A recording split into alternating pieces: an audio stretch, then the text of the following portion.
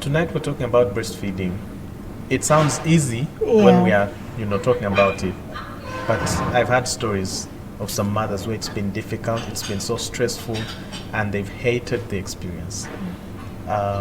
What should we know, first of all, about breastfeeding? Okay. First of all, the one thing we should all know about breastfeeding is that it's something that you need to prepare for.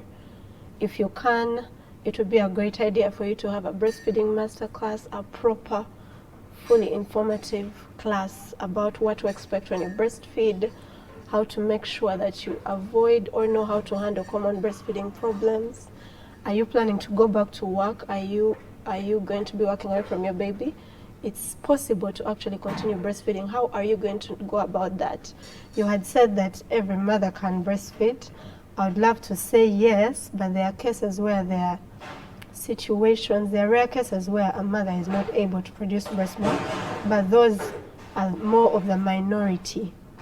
For example, mothers who have hypoplastic breasts which never develop properly, and other minor cases. But majority of mothers think they cannot breastfeed, but usually it's from experiencing certain breastfeeding problems that actually have solutions. The largest majority of women who think they cannot breastfeed can actually breastfeed if they could be prepared and know what to do in case things go wrong, know how to avoid certain problems, and even more so if they have professional breastfeeding support from a professional. Almost every mother or every parent after having a baby will report some kind of breastfeeding problem. And there's no one to really guide them through those problems, show them what to do. So we definitely need to be more. So you introduced a master class for breastfeeding, attended by mothers and fathers and a few fathers. What was the idea behind the introduction of the master class? When most mothers are pregnant, they're very excited with their partners or husbands, and they expect of all the things they prepare for, they don't prepare for breastfeeding because they expect breastfeeding to be a breeze. We're just going to get the baby, they are going to breastfeed. And then you find parents discovering that that's not the case. So you find parents who have no breast milk, others have very little breast milk, others have flat or inverted nipples and the baby is failing to latch, others have very painful experiences when they are breastfeeding. Their nipples are sore, they are cracked, they are wounded, and so many other issues. So I saw that there's a lot of breastfeeding problems and trauma that you could avoid by just parents, mothers, having a class. We've had the class today, and you can hear the feedback. People tell you that we didn't know these things. We didn't know that there are solutions to a mother feeling pain when she's breastfeeding. Most times they tell you just be strong, Guma, and they don't know they're actually damaging their nipples, they're reducing their supply, the baby is not getting enough milk. And that problem that a mother is feeling pain while breastfeeding is usually a sign that there's something being done wrong. And so the reason I put together this masterclass is to help mothers know what to expect, to help them avoid a lot of trauma and problems that you run into when you just head into breastfeeding without knowing what you're doing. And then there are those mothers who actually want to breastfeed, they've had an easier journey, but they don't have that motivation to continue, and they listen to a lot of myths and bad advice. Why? Because they don't know how important breast milk is. They don't know how the hazards of infant formula. Today we talked about the history of infant formula, and I think everyone who attended did not know about it.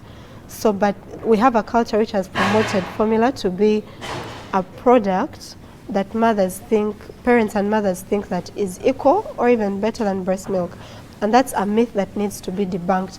And that is no way to pass on judgment to parents who choose to formula feed for so many reasons. There's hardly enough breastfeeding support.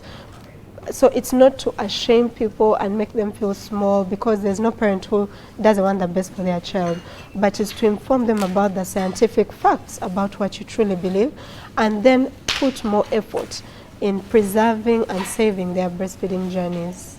Mothers need to know that, no, we need to get back to breastfeeding. we need to get back to breastfeeding. Formula needs to be dethroned from the pedestal it has been put on, again with a disclaimer that we are not judging people who choose that path. A lot of them do so out of ignorance, they had no other option. But let's start that discussion that, no, let's put more emphasis and more effort into helping our children breastfeed successfully. Yes. All right, Rebecca, Suubi, thank you very much for joining us this evening. Thank you, Walter. And I would like to tell you that part of the session also involved insights from Lactation Tamba, who is known for workouts and nutrition. You need to listen to what she told the mothers here and a few fathers that were in here. As a breastfeeding mom, just the position itself in which you are holding the child creates back pain all the time in your joints, in the upper back and lower back. When you incorporate something small, some very tiny exercises, they relieve pain a lot of times, releasing stress and creating a better bond with your child.